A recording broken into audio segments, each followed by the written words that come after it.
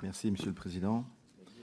Madame la Ministre, Messieurs les Présidents, Messieurs les rapporteurs, mes chers collègues, j'accueille, comme sans doute l'ensemble des parlementaires autour de cette table cet après-midi, votre budget 2015 pour les Outre-mer, Madame la Ministre, avec un certain soulagement.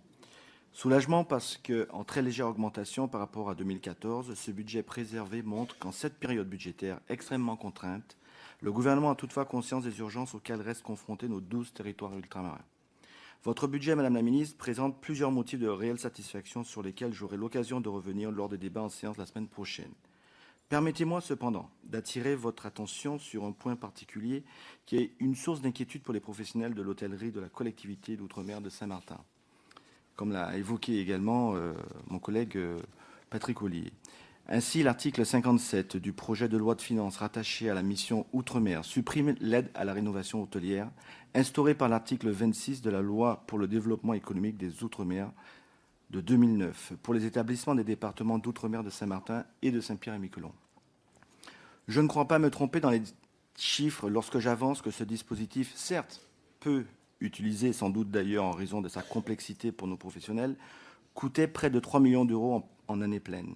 Une poignée de bénéficiaires pour une enveloppe d'à peine 3 millions d'euros. Cela ne semble pas très significatif, mais cette mesure de suppression va particulièrement affecter la collectivité d'outre-mer de Saint-Martin, qui est le territoire, vous le savez, qui utilisait le plus cette aide à la rénovation hôtelière. Or, l'un des arguments avancés par le gouvernement est que la suppression de cette aide, certes peu usitée, sera notamment compensée par la mise en place du fameux CICE renforcé. Un taux qui sera porté à 7,5 au titre de 2015 et 9% au titre de 2016. Vous l'avez évoqué encore tout à l'heure. Vous avez également précisé qu'une réflexion était en cours pour porter ce taux à 12% pour les secteurs exposés dans l'hôtellerie. Et c'est là que je m'interroge. Renforcé ou pas, le CICE n'est pas applicable aux COM régis par l'article 74 de la Constitution en raison de leurs compétences fiscales propres. Ma question est donc la suivante, Madame la Ministre. Qu'en est-il des dispositifs de compensation d'aide à la rénovation hôtelière pour les établissements de Saint-Martin qui sont dans une situation d'autant plus critique que bon nombre ont été ravagés par le cyclone Gonzalo, vous l'avez rappelé. Et à ce titre, je vous remercie une nouvelle fois d'avoir fait le déplacement sur nos îles dimanche dernier pour venir de vous-même constater les dégâts causés par le cyclone.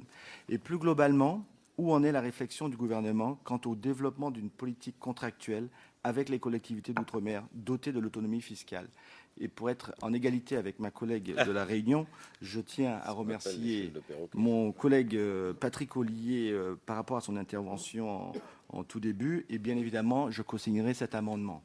Je tiens également à remercier mon collègue René Dosière qui a été avec moi les deux protagonistes d'un rapport que nous avons présenté à la commission des lois, et il a rappelé une question cruciale pour Saint-Martin dans les termes de la coopération. Mais ça, Madame la Ministre, je vous reverrai à ce propos.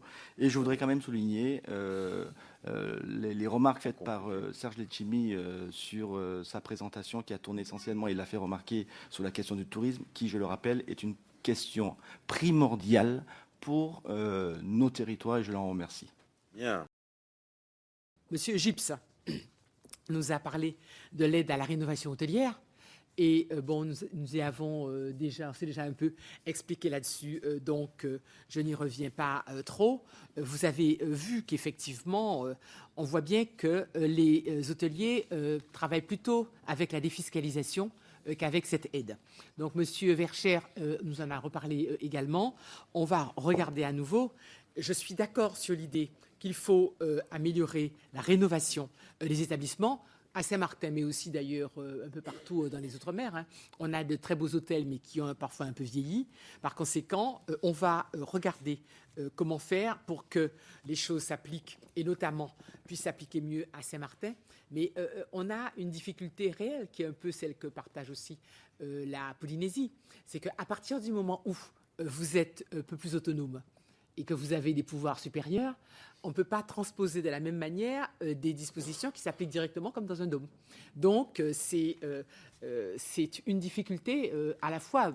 La responsabilisation et l'autonomie, c'est un peu mieux, mais ça a aussi quelques contraintes. Donc, il faut qu'on y travaille pour voir comment on peut trouver un système qui puisse aider Saint-Martin tout en respectant l'autonomie totale du territoire que nous ne saurions bien évidemment remettre en question.